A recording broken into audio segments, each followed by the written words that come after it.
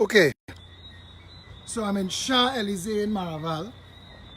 Those of you who know where Shah Elysee is, this is Amar Studio. On the other side of this is Country Club. That is the bank and education facilities. Assumption Church is 2 buildings down here. This is Shah Elysee. That is Fairways ahead of me here.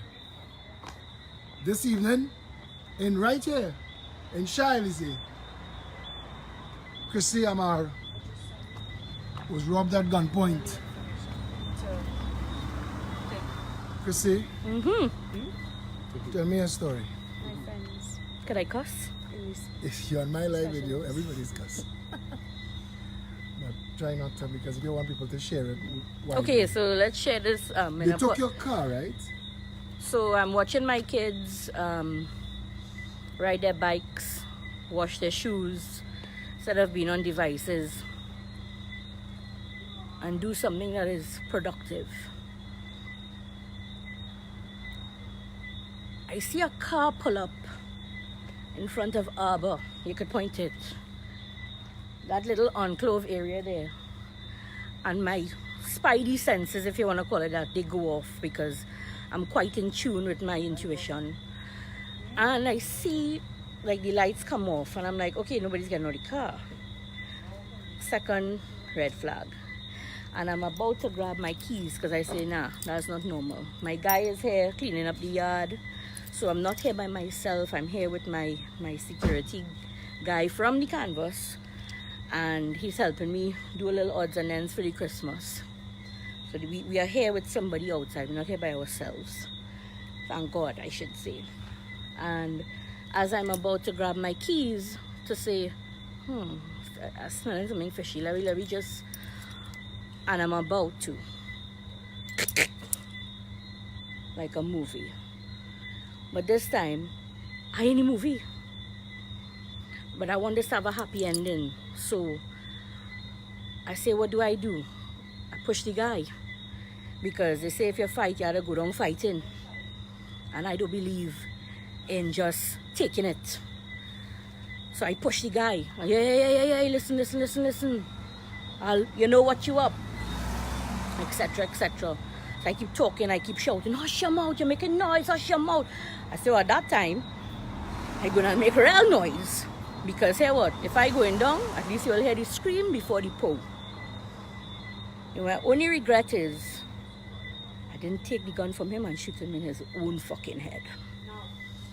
Because I know how angry and hurt you must be right now. People feel really trespassed when people do this. I want to ask you a question. I want you to say the license number of your vehicle. I want you to describe it so that people will put a lookout for it because it was stolen 25 minutes ago. When they then pushed me back into the house, he took the end of the gun, the base, and hit me in my head. At that point, I was like, nah, you joking. So I pushed him. I'm not a small person and he's very, very tiny, very fragile.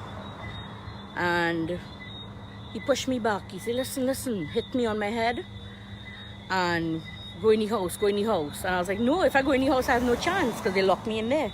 At least I could jump the gate. But they pushed me in because now there's 3 of them coming into the house. At this point in time, Edison, my guy, is like, Chrissy, hush.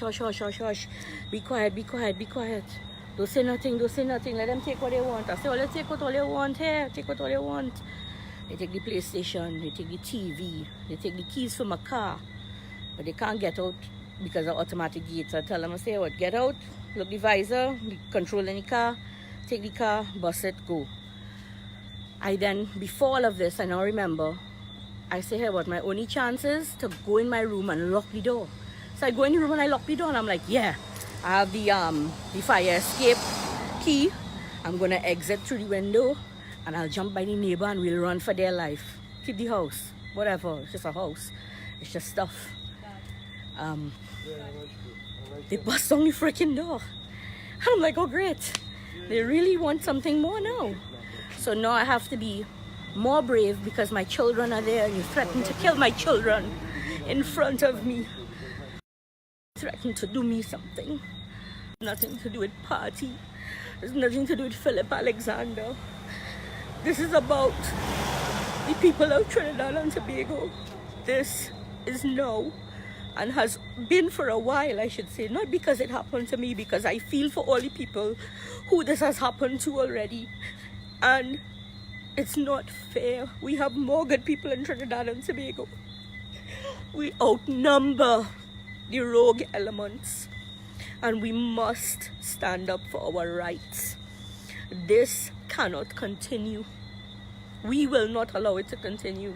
And I think if we have a fighting chance to make a decision to get rid of these people, we must do it full force.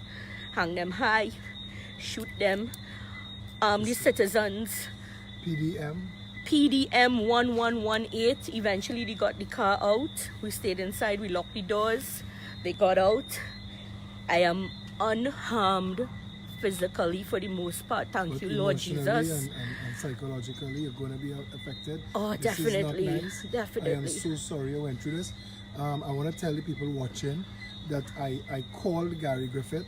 He asked for the vehicle number. He has put out an all points bulletin. 999 has responded. We're supposed to be getting a response from the task force people. So they're going to get a car, Christian. They're going to get these fellas, Gary, and them. They're not eating nice this wrongs. But I'm really sorry I had to go through that. Robert, you want to say anything on this? I mean, it's your daughter, so I know you must be upset. Well, you know, Philip, I really have a lot of confidence in Gary Griffith. I mean, and what I see happen today, I think that the man is a serious man. Serious. This couldn't happen at a more opportune time. When I say opportune, I mean, at the end of the day, we have somebody we could turn to. And I think we would now see the seriousness of the effort of the police service in bringing not only a kidnapped person, but somebody who get robbed, because this is a very serious thing. I mean, I'm happy that my daughter didn't get in any way damaged. It could go anywhere. It could go anywhere. She's a brave young woman. I mean, to not just let the guy, and I hear her, and I am just like her, in that right on the street, about 25 years ago, I got held up right here at gunpoint. And I didn't stop. I ran down the guy virtually. The police did find him, but the case never came to bearings. Although I went and identified the man. So I know they're going to follow up this one. I know they're going to act on it. Well, I know, while the Philip, live video going, I'm getting text messages from Gary that I had to respond to when the video went. So it's obvious that he's following up and he's going to want to be asking questions. We just also got a phone call while I was talking to you from the task force police. So they're obviously on it. And I think that they're going to handle your stories, right? So I want you to feel safe. They didn't take any of your keys to your house or anything like that, right? Thank God I have the keys separated. So all they got was key for the car. They have a key for the but just remember, all these people also have access to Facebook now. So they also know a lot of information. And don't feel they know people too. And not only that, remember on the phone, we'll have all of her information. They know who she is. They took her phone? They took her phone. They know everything about her. No. Huawei. No, but does Huawei have a find your phone? I believe so, and I'll look into it. But one of the things, you could help. I'll try my very best. I remember telling the guys, I said, I want to tell you all something. I'm sorry. I'm sorry you all have to be in this position. I'm sorry you all feel as though you all have to do this.